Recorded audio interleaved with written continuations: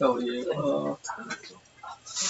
네, 지난 시간에 성부 하나님 삼위일체 하나님의 이제 그 모양에 대해서는 말씀드렸죠. 모양에 대해서는 객관적인 모습 안에 다 들어있다라고 하겠습니다. 그리고 이제 형상, 우리의 모양과 형상대로 우리 형상은 삼위 하나님의 각 특성적인 어떠한 그 성품이 우리 인간들에게 선물로 주어졌다라고 하는 그런 말씀 속에서 성부, 성자, 성령 이렇게 순서대로 해야 되는데 우리가 지난 시간에는 성령 하나님에 대해서 말씀을 드렸죠.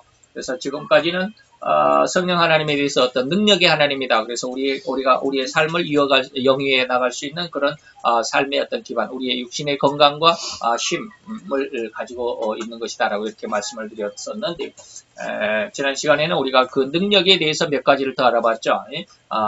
거기에 능력에 대해서 네 가지를 더 추가해서 하나님께서는 우리에게 기도하는 능력, 또 전도하는 능력, 거룩해 하시는 능력, 그리고 또 진리 안에서, 진리로 들어가는, 그런 능력, 그런 어떤, 그래서 전체적인 능력의 어떤, 5가지 패턴에 대해서 한번 생각을 해봤습니다.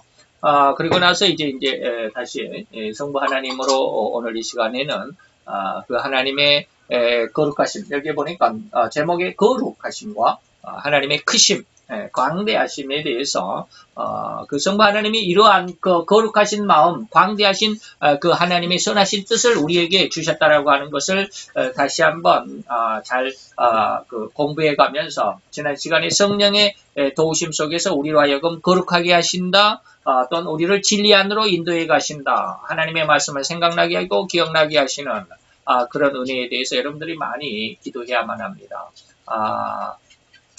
오전에도 우리가 잠깐 말씀을 드렸지만, 박효진 장로님의 밑에 부하 직원으로 들어왔던 그 교도관님의 그런 이야기를 저도 듣고요. 굉장히 저도 부러웠어요.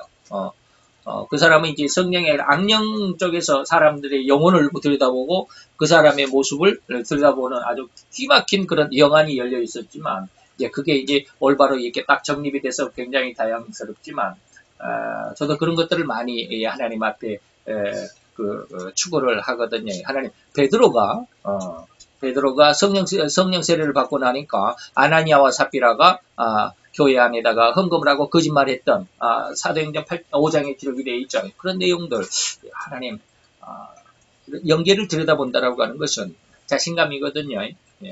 그리고 그 영을 볼 수 있는, 우리는 알지 못하지만 일반 사람들은 영이 죽었기, 창세기 3장에서 영이 죽었기 때문에 전혀 영에 대해서는 감지를 못합니다. 아무리 얘기해줘도 뭐 쓸데없는 소리, 뭐 귀신이 어디 있어, 뭐 영이 어디 있어, 하나님이 어디 있어 맨날 그러지 절대로 못 알아듣습니다. 근데 저는 오전에 설교 내용처럼 우리의 죄가 없어지면, 청결하고 거룩해지면 바로 이 거룩하신 하나님의 습성 속에서 바로 일이 이루어진다라고 하는 것이죠. 그래서 저는 이런 것에 대해서 많이 소망을 하는, 기도를 하는데 아직까지 이루어지진 않고 있습니다. 자, 그런 전제 조건을 말씀을 드렸고요. 오늘은 그 성부 하나님의 거룩하신 그 마음, 하나님은 어떻게 거룩하신가, 얼마만큼 크신가, 광대하신가라고 하는 것에 대해서 한번 생각을 해봅니다. 오늘 본문 성경 말씀 한번 우리 다 같이 봉독해 봅니다. 하나님이 가라사대 우리의 형상을 따라 우리의 모양대로 우리가 사람을 만들고 그로 바다의 고기와 공중의 새와 육축과 온 땅과 땅에 기는 모든 것을 다스리게 하자 하시고. 그렇죠? 자, 오늘 삼위각 특성 중에서 오늘 이제 두 번째 시간이지만 가장 먼저는 성부 하나님에 대해서 우리가 배워볼 시간이죠. 그래서 우리는 성부 하나님을 아버지라고 부르죠. 성부 하나님을 아버지라고 부릅니다. 성자 예수님은 우리가 그리스도다라고 이렇게 부르죠. 성령 하나님은 보혜사다라고 이렇게 부릅니다. 그래서 성부 하나님을 아버지라고 부를 때 이 아버지라는 말, 그 단어의 의미는 만물의 창조자가 되시고, 또 이스라엘 꼭 이스라엘 나라가 아니라, 이스라엘이라는 말은 무슨 뜻이에요? 하나님과 겨루어서 이겼다, 믿음으로 이겼다 이 말이죠. 그래서 믿음의 자손들, 믿음을 가지고 있는 자손들, 그 믿음의 자손들의 아버지고, 또 성도들, 믿음의 자손이나 이스라엘이나 성도들이나 요즘에는 이제 같은 의미로 씁니다만, 성도들의 아버지가 되시는 이 하나님께 적용하는 그런 말이죠. 그리고 더 깊은 이 아버지라는 말, 지금 창조자고 아버지 되시는 이 말보다 조금 더 한 걸음 더 들어가 보면, 좀 이건 이제 그 교리적인 상황 속에 있기 때문에 교리적인 어떤 표현으로 하자면 제2위, 제1위가 누구의 성부죠. 제2위는 성자고 제3위는 성령 하나님이죠. 이러한 어떤 삼위 하나님의 각기 그 위에 이러한 하나님과의 어떤 관계를 나타내기 위해서 제1위인 성부 하나님에게 아버지라는 이름을 붙인다라고 하는 그런 겁니다. 이 교리적인 어떤 그 설명이죠. 2위인 성자는 뭐요? 예수님, 그리스도, 3위인 보혜사 이렇게 이야기한다고 방금 말씀드렸죠. 자, 성부가 아버지라고 한다면 그 아버지의 의미는 뭐냐? 아버지라는 말의 의미는 뭐예요? 몇 가지가 있는 여기서 두 가지를 간단하게 짚어보겠습니다. 첫째는 뭐냐면 나를 낳아주신 분이에요. 나를 낳아주신 분이 아버지죠. 그리고 또 하나 아버지의 의미, 아버지라는 단어의 의미는 뭐냐면 내가 잘되게, 아들, 딸, 자녀가 잘되기만을 바라는 분이 아버지다. 물론 요즘에는 그 아버지가 자녀를 너무 못 살게 해가지고 그 어머니를 살해하는 그 모습 속에서 지금 국정감사에도 그 딸이 나와가지고 아버지를 제발 영원히 격리시켜 주세요. 아버지 또 형무소에 들어갔다 나오면 또 우리를 괴롭힐까 두려워요. 해가지고 인터넷 저 청와대 게시판에 청원서에 올려가지고 100만 명이 거기에 동참을 해가지고요. 그래가지고 지금 아주 난리법석이죠. 그래가지고 국정감사에도 이번에 나왔더라고요. 그저께 뉴스에 나왔어요. 잘 되기만을, 아버지는 그 자녀가 잘 되기만을 바라는데 또 간혹가다 또 그런 사람이 있어서 좀 설명하기가 좀 껄끄럽기는 하지만 어쨌든지 일반적인 부분 안에서 아버지는 뭐요? 나를 낳아주신 분이고요. 두 번째는 나를 잘 되기만을 바라십니다. 그러니까 하나님은 우리를 낳아주셨다. 또 하나님은 우리를 잘 되기만을 바란다라고 하는 그런 의미가 오늘 본문의 그 설교 속의 주요 쟁점이고 주요 핵심 내용이라고 말할 수 있겠죠. 그래서 나를 낳아주신 분이다라고 했을 때 나를 낳으신 분은 나의 아버지죠. 근데 세상적인 표현에서는 이 아버지를 어떻게 표현해? 하나님이 우리 아버지다 그러면 전혀 이해를 안 하려고 그러죠. 받아들이려고 안 해요. 내 아버지는 내 아버지지. 나를 낳아주신 우리 아버지야. 그리고 우리 아버지는 또 낳아주신 아버지가 있는데 그를 나는 뭐라고 그래? 할아버지라고 그래. 그죠? 할아버지 위에 증조 할아버지, 고조 할아버지. 위로 쭉 맨 위에 올라가면 누가 있을까? 우리나라에서는 뭐라고 그래? 환인은 누구요? 하나님의 아들이라고 그러죠. 옛날 우리나라 고조선의 신화를 지금 여러분들에게 말씀드립니다. 우리 한국 사람들의 의식 속에는 하나님이 아버지라고 하기보다는 이 환인이 아버지라고 하는 그 말이 얼른 알아듣기 쉬워요. 왜? 학교에서 그렇게 배웠으니까. 역사 시간에, 국사 시간에 이걸 배우잖아요.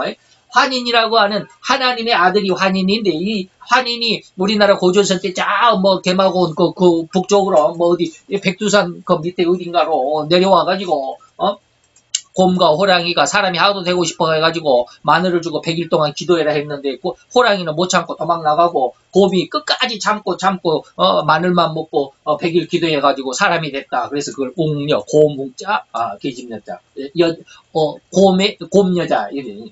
그래서 환인이 웅녀와 결혼해가지고 낳은 아들이 누구요? 환웅이요. 이 환웅의 아들이 누구요? 당군이요. 우리나라의 신하죠.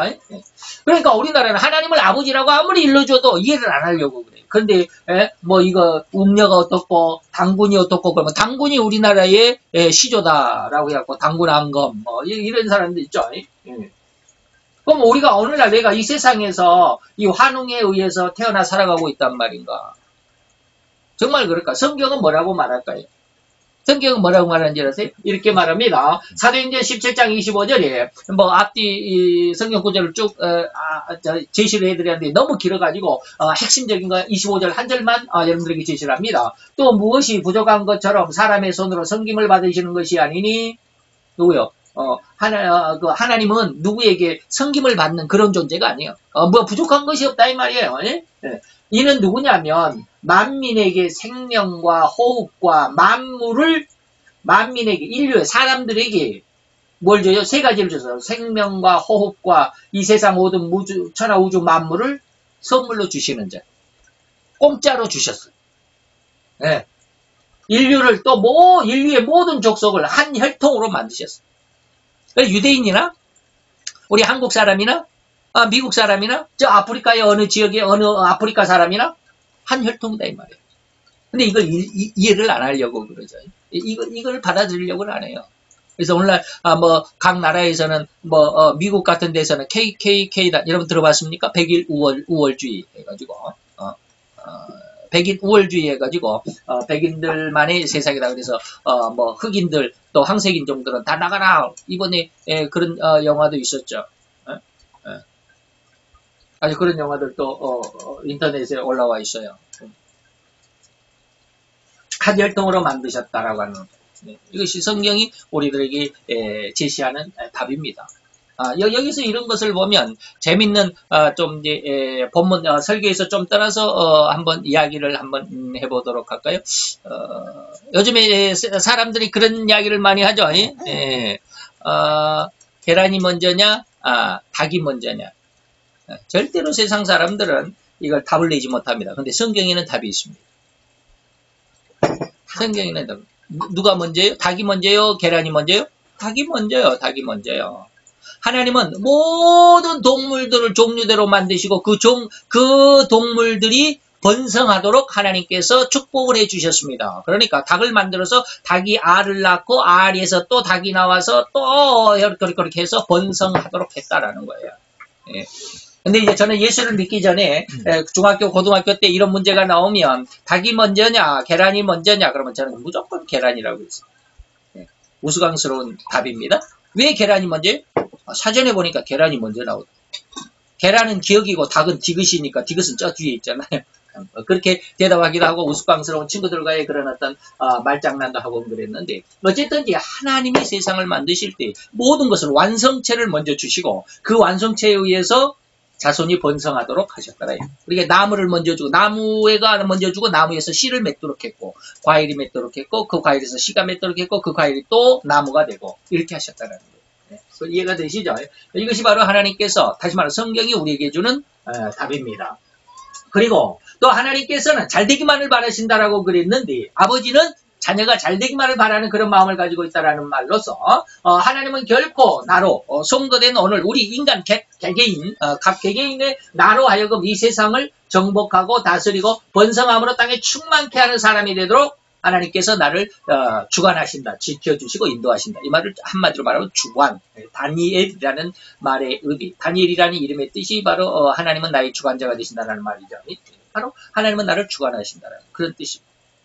이것이 도대체 무슨 말이냐면, 자, 하나님이 나를 하나님의 아들로 만드셨고, 삼으셨고, 나를 하나님의 딸로 삼으셨다면, 나를 잘되기를 바라신다라고 하는, 어떤, 하나님의 마음, 하나님의 의도가 뭘까? 그 의도는 진실로 삼위 하나님께서 각기 맡으신 사역, 성부의 사역, 성자의 사역, 성령의 사역 속에서 우리가 가만히 그 내용을 살펴보면, 하나님이 나로 하여금 죄악 가운데 빠진 나로, 죄인된 나로 하여금 하나님 앞에 하나님의 영광을 이룰 수 있는, 다시 말하면 정복하고 다스리고 번성하도록 하는 그러한 능력, 영적인 영의 사람으로 나를 양육시켜 가신다라고 하는 것을 발견할 수 있을 것이다라는 것입니다. 그것이 바로 세상을 정복하는 거예요. 세상을 다스리는 거예요. 세상에 나로 하여금 충만하게 되는 그런 하나님의 사람이 되는 거예요. 자, 그게 무슨 말이냐면 성부는 삼위일체 하나님의 모양으로서 삼위일체 하나님께서 우리 인간을 만드시기로 했습니다. 성부 하나님만 만드신 것이 아니에요. 삼위일체 하나님께서 계획을 선포하셨다. 인간을 만드시면 또 거기에 각 위의 형상으로 덧입히셨으니 다시 말하면 인간을 만드신 삼위 하나님이 성부는 인간에게 뭘 줬어요? 거룩한 심성. 이것을 우리는 감성이라고 그래요. 감정이죠. 감정이란 말을 좀 고급스러운 단어를 표현해갖고 감성 그렇습니다. 그 다음에 성자께서는 우리의 생각과 우리의 지혜 이런 것들을 통틀어서 뭐라고 그래요? 지성, 지혜라고 그러죠. 지성이라고 말합니다. 그래서 성부 하나님은 인간을 만드셔서 거기에 감성에 거룩하신 아주 아름다운 마음을 주셨고요. 성자는 아주 인간으로 하여금 말이 능력이 되게 하는 말의 어떤 힘, 지혜, 생각 이런 것들을 주셨습니다. 그리고 성령 하나님은 그 능력, 말하는 대로 이루어지도록 또 우리의 마음하는 대로 이루어지도록 하는 성부 하나님의 형상을 그대로 능력으로 이루시고 성자 예수님의 형상인 지성을 그대로 능력으로 이루시는 분이 성령 하나님. 그래서 성부, 성자, 성령은 항상 아주 유기라고 아주 긴밀하게 이것을 뭐라고 그랬다고? 유기라고 그랬습니다. 유기체다. 아주 긴밀한 조화와 연관성을 갖는다. 유기체다 이 말이죠. 유기적으로 이렇게 조화를 잘 이루고 있다라고 하는 것입니다. 그래서 이렇게 성부는 인간에게 감성과 성자는 지성 그리고 성령은 능력을 주시는데 이것이 또한 우리 인간으로 하여금 어떤 모습으로 이것이 완성된 영성의 사람으로 성장해 갔느냐면 인간을 구원하시는 과정에서 가장 능력이 있는 인간 방금 뭐라고 그랬어요? 정복하고 다스리고 번성해서 땅에 충만하는 인간. 이게 가장 능력이 있는. 세상이 그 어느 것도 이를 제지할 수 없는. 바로 이것을 영의 인간으로 성장시키기 위해서는 성부 하나님께서 우리의 마음속에 우리를 이러한 인간으로 계획을 하셨습니다. 그리고 성자는 그 계획 안에서 뭘 했어요? 십자가에 대신 죽으시는 대속의 피로 말미암아 우리를 하나님의 아들로 인을 쳤다 그러죠. 도장을 찍었습니다. 그리고 성령 하나님께서는 그의 능력의 권능의 세례로, 성령 세례죠.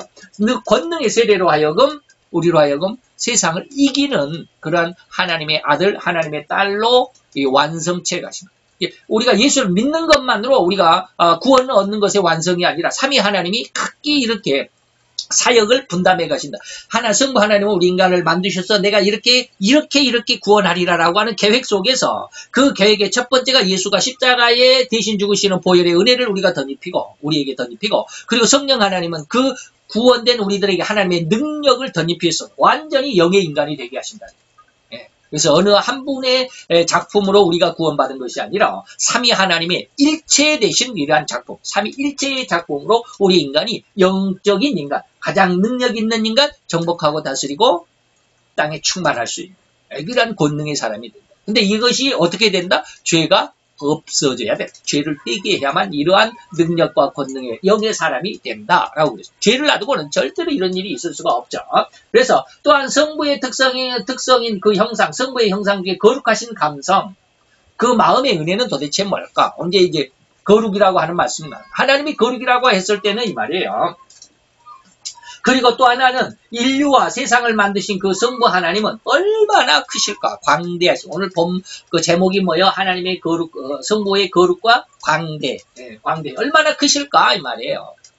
늘 여러분들에게 말씀을 드렸습니다. 옛날에 재작년인가 그 마크 빌츠 목사님, 미국계 유태인이죠. 미국계 유태인 목사님께서 우리나라에 오셔가지고 이런 설교를 한 것에 대해서 이제 제가 캡처했다라고 여러분들에게 한번 보여드린 적도 있는데 잠시 후에 말씀드리겠습니다. 자, 이제 그 하나님이 얼마나 크시고 또 얼마나 거룩하신 분인가에 대해서 우리가 보면 하나님은 창조의 주체, 삼위 하나님께서 함께 창조하셨지만 주 핵심은 누구냐면 하나님이시죠. 성부 하나님 계획하신다라고 하는 것이죠. 그래서 그는 곧 인간뿐만 아니라 무엇도 이 지구를 창조하셨는데 잘 들어보세요.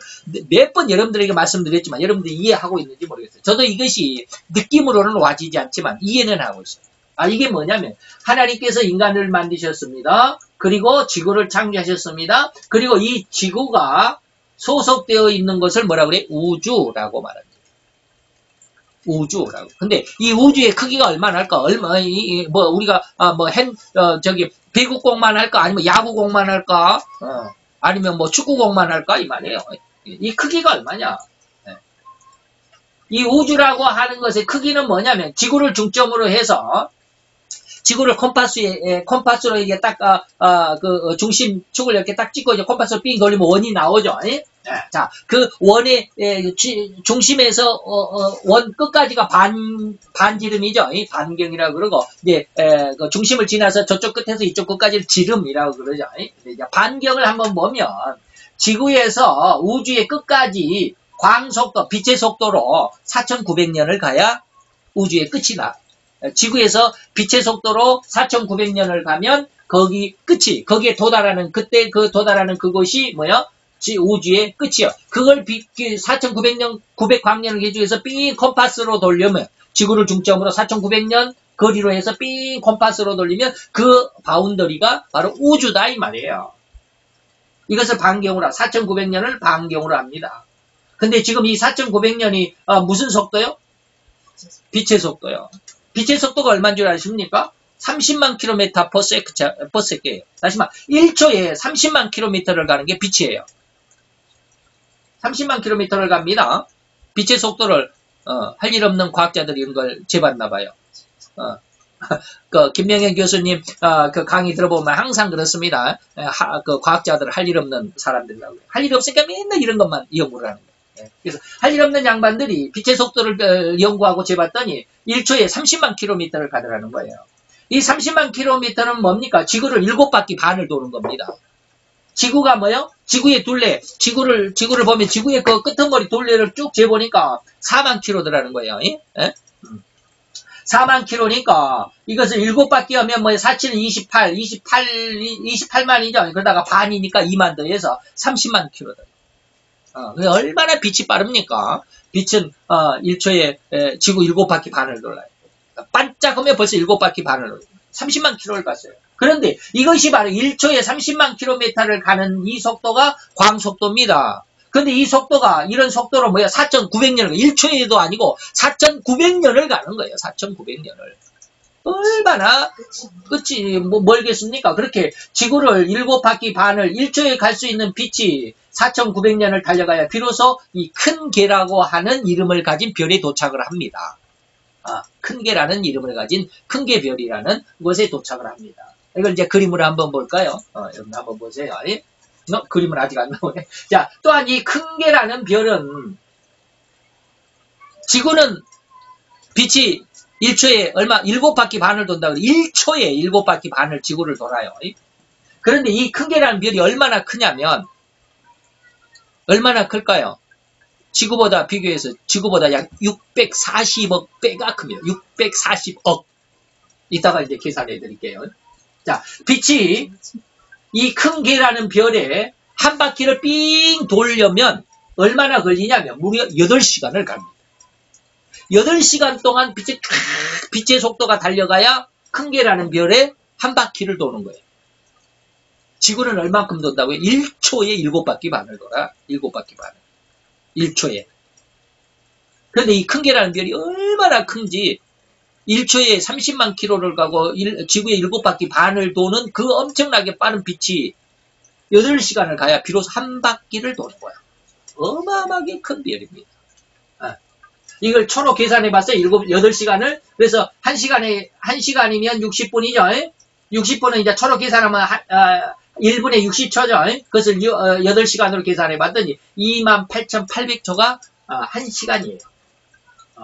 8시간이 있으니까 8시간이 28,800초.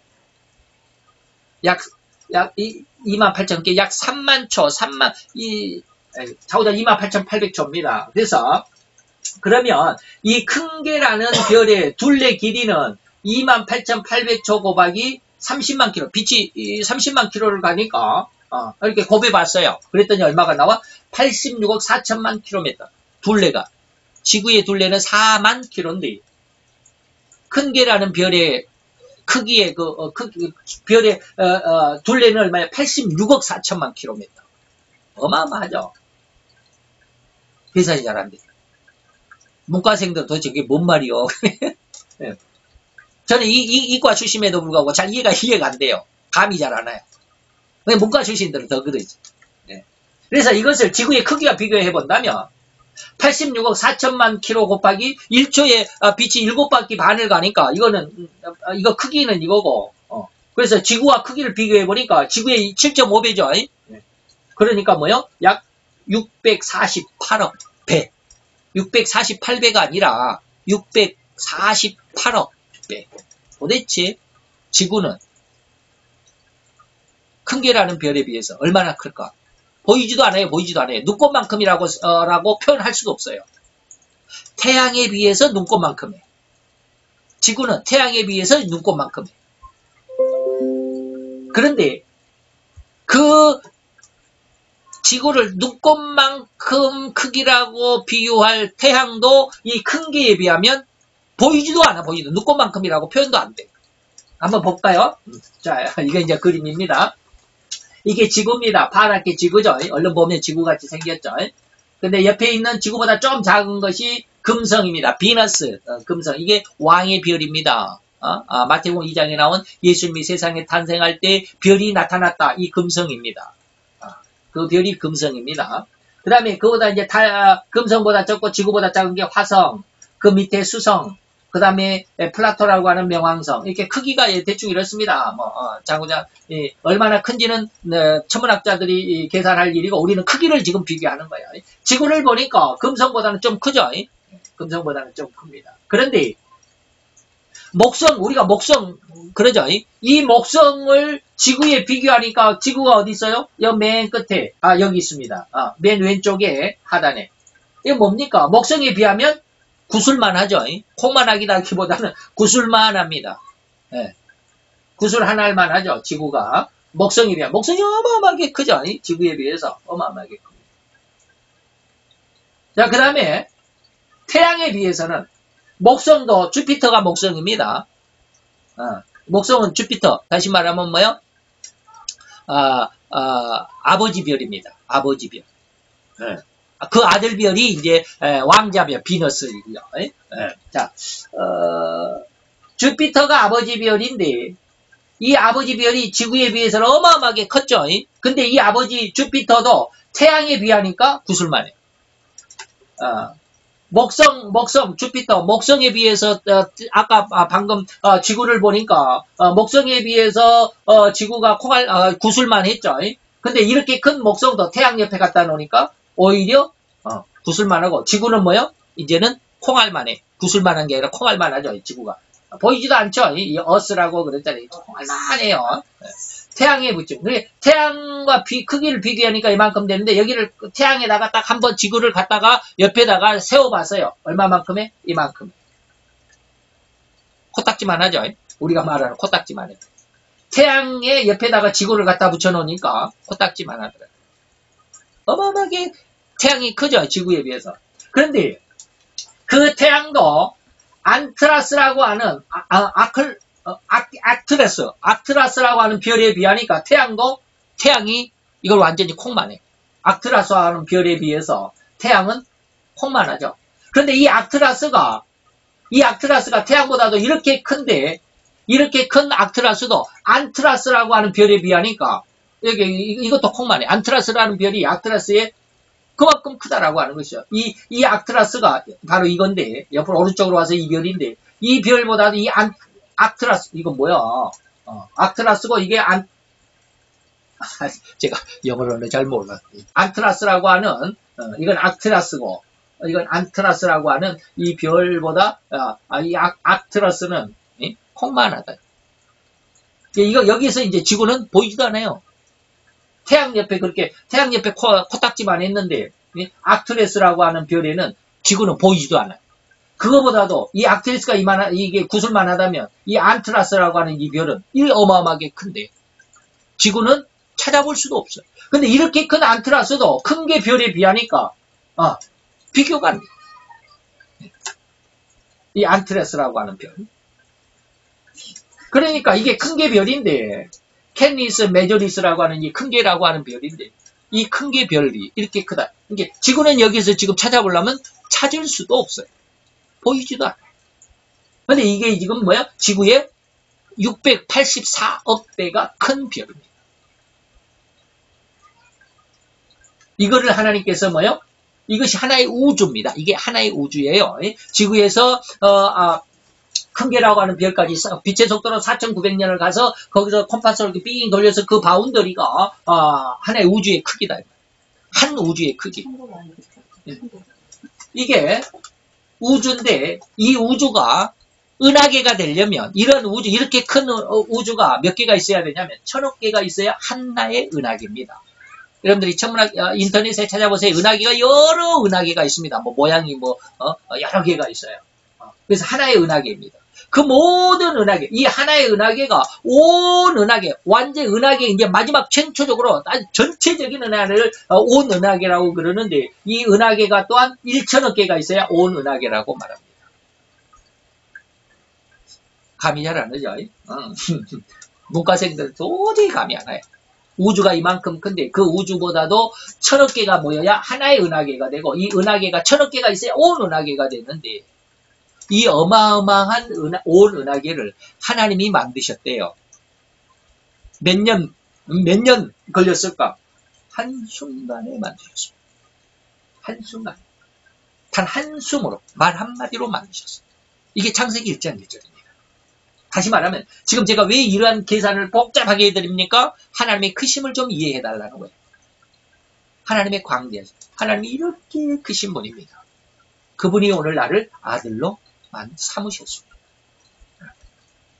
그리고 그분은 어떻게? 이러한 어마어마하게 큰 우주도, 지구도 아니고 우주도 아니고 하나의 은하계도 아니고 은하계 1000억 개가 모여서 온 은하계가 되는 그 모든 것을 한숨에 만드시고도 오차나 시행착오도 없이 이것을 1년 360을 아주 세밀하게 관리하시고 그것을 계속 하나의 어떤 어그러짐도 없이 오차도 없이 절대로 어떤 이게 변형도 없이 이것을 운행해 가신다라는 거.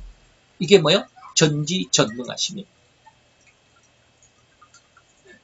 이렇게 광대하고 크신 하나님이 그 마음에 그렇게 광대하고 크신 그 특성을 담아서 인간에게 무엇을 줬어요? 마음이라고 하는 부분으로 선물을 줬어요. 큰 마음을 가지신 하나님이 그 광대한 마음의 일부를 그만큼 비슷한 것을 인간에게 줬어요. 다시 말하면 나는 그만큼 큰 마음을 성부 하나님께로서 선물로 받은 존재예요.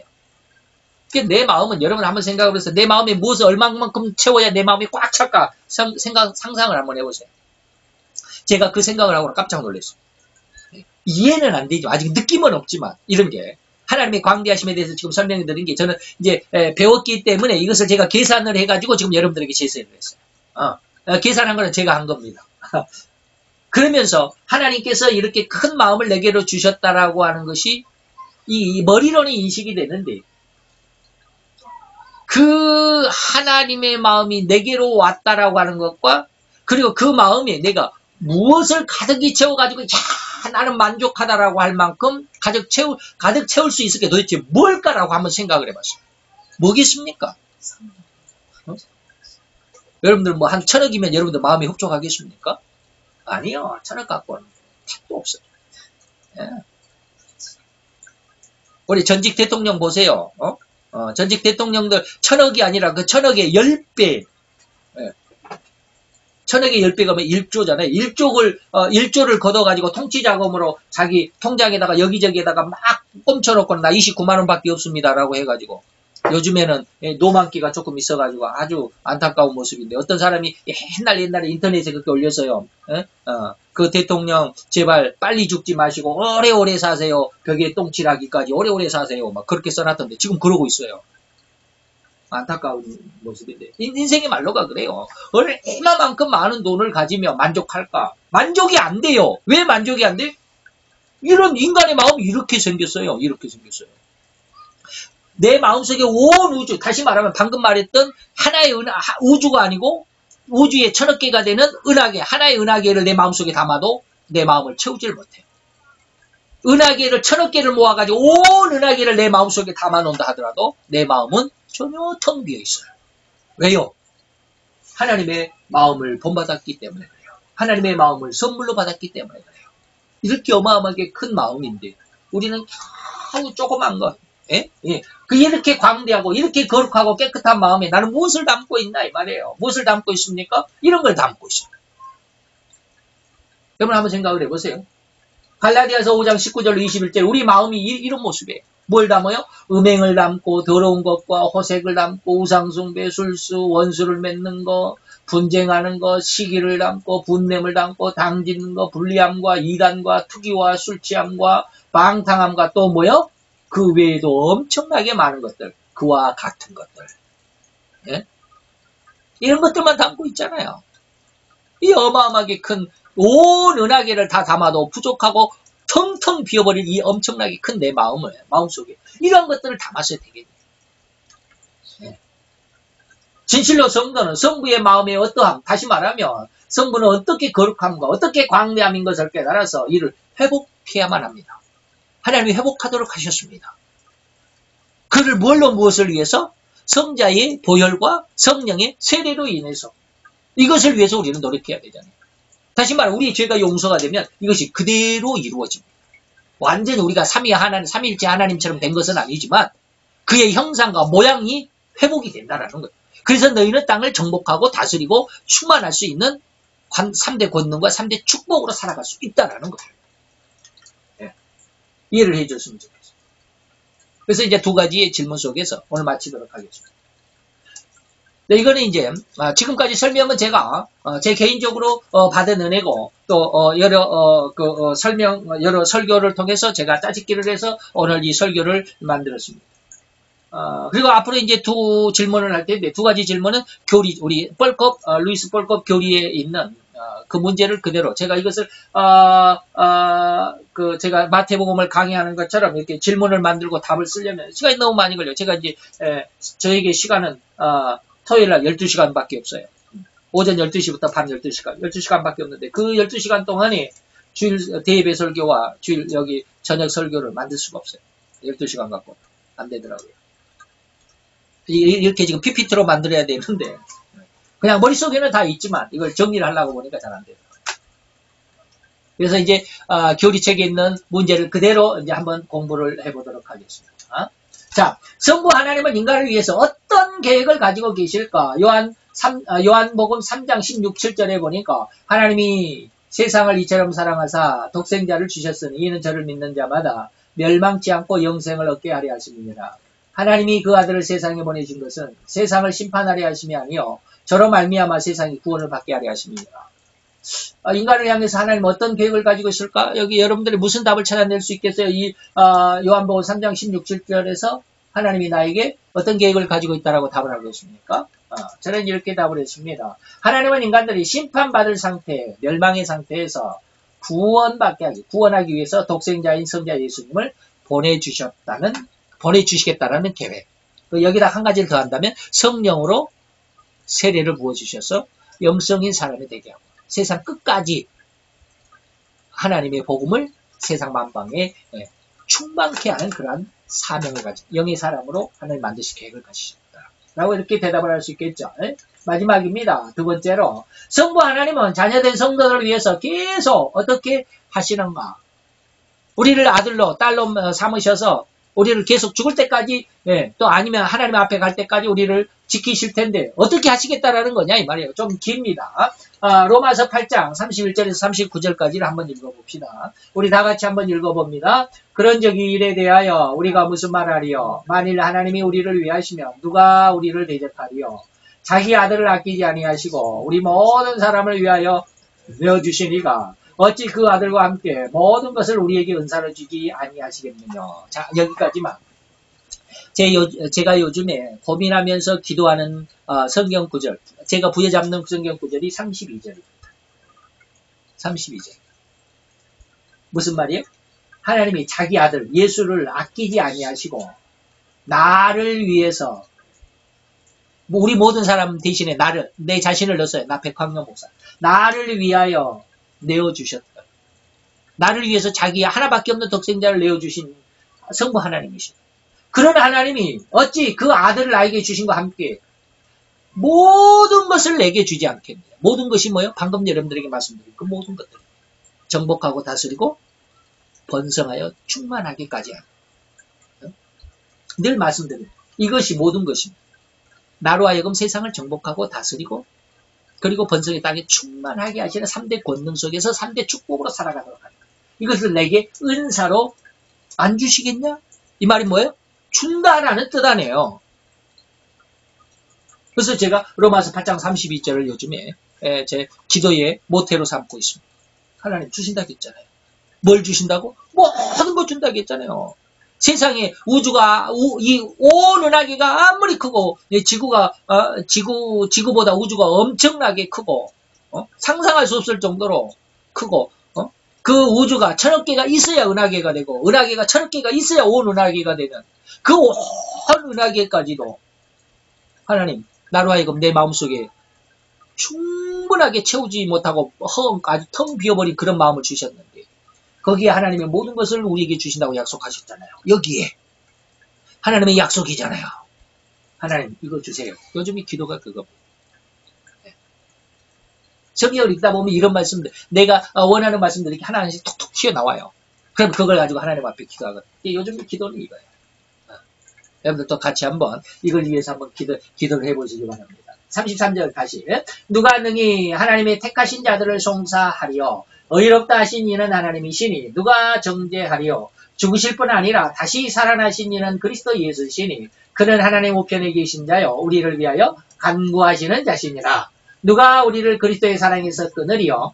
환난이나 곤고나 핍박이나 기근이나 적신이나 위험이나 칼이랴. 기록된 바 우리가 종일 주를 위하여 죽임을 당케 되며 더 살할 양과 같이 여김을 받았나이다 함과 같으니라.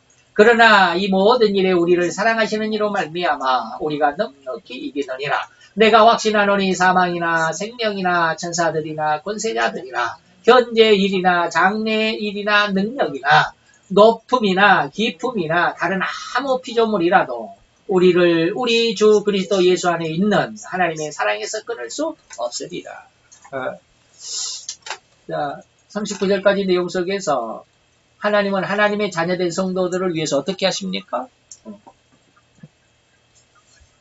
저는 이렇게 답을 했습니다.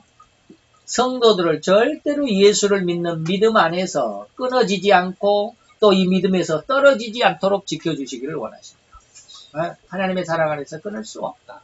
누구에게 있는 누구만 예수 안에 있는 자들에게만, 예수 안에 그리스도 예수 안에 있는 자들에게만, 그리스도 예수 밖에 있는 자들은 하나님이 지키지 않습니다. 이러니야죠. 이런 어떤 하나님의 은혜. 오늘 이런 은혜 속에서 다시 한번 우리가 하나님의 그 크신 그걸 다시 제가 한문으로 뭘로 표현했어요? 광대하심. 크신이라고 말하기보다는 더 크게 어떤 표현이 없을까? 제가 고민하다가 광대하다는 말을 한번 찾아봤어요. 광대하신 그 하나님의 마음, 그 마음의 형상이 내게 주어져 있습니다. 이 마음 속에 여러분들이 값진, 거룩하고 깨끗한 값진 것들로 충만하게 담으시기 바랍니다. 그것은 바로 오늘 말씀을 드렸던 죄악에서 깨끗이 청결함을 받게 될 때 여러분들의 마음을 꽉 채우고 남게 될 겁니다. 그 외에 세상 것으로는 온 은하계를 담아도 텅 빕니다. 여러분 한번 보세요. 우주의 끝인 큰 개에서도 지구를 찾아볼 수조차 없는 그런 약한 존재입니다. 그 우주, 그렇게 나보다도 큰 우주라고 하는 존재가 1000억 개가 있어야 한 개의 은하계가 되고, 이 1000억 개가 있어야 1000억 개의 은하계가 있어야 온 은하계가 되면 나는 도대체 이게 뭔지 하늘경이라고 표현도 못해요. 찾아볼 수조차 없어요. 그런 아주 작은 나의 마음인데도 이 마음만은 그 온 은하계를 담고도 텅 비워요. 이걸 여러분들 이해할 수 있어야 돼요. 저는 아직 느낌은 없어서 이걸 이해하는데 깜짝 놀랐어요. 이야, 내 마음속에 온 은하계를 담고도 텅 빈단 말이야. 한순간 깜짝 놀란 적이 있습니다. 그래서 여러분들이 이 큰 마음, 여러분들의 마음에 가장 아름답고 귀한 하나님의 거룩하심과 크심, 그 크기, 그 은혜, 그 사랑, 그 표현, 그 은혜를 가득히 충만히 담는 우리 성도들이 되시기를 축원합니다. 기도합시다. 할렐루야. 주님, 오늘도 여호와의 귀한 은혜와 은총을 감사드리나이다. 주의 영광 앞에 있어 하나님의 모양 속에서 또 하나님의 형상 속에서 오늘 다시 한번 그 중에 하나 성부 하나님의 형상을 되새기며 짚어가면서 주의 영광 가운데서 싸우니 하나님, 내 개인적인 내 모습이라 할지라도 비록 이 아버지의 지구상에서도 지구상 위에서도 나 한 사람을 그림으로 표현하기조차 힘든 너무나도 작은 존재이지만 그러나 내 마음만은 온 은하계까지 담고도 넉넉하고 또 너무나도 많은 곳이 비어있을 정도로 큰 마음의 소유자인 줄 믿습니다. 이 마음속에 이제는 세상에 그러한 아버지의 육신의 현저한 욕심과 야망이 아니라 하나님의 거룩하심과 강대하심 모든 세상을 담고도 남을 만큼 풍성한 아버지의 그 거룩한 마음의 소유자로 변화시켜 주옵소서. 예수 그리스도의 이름으로 감사와 기도드려 싸움나이다. 아멘.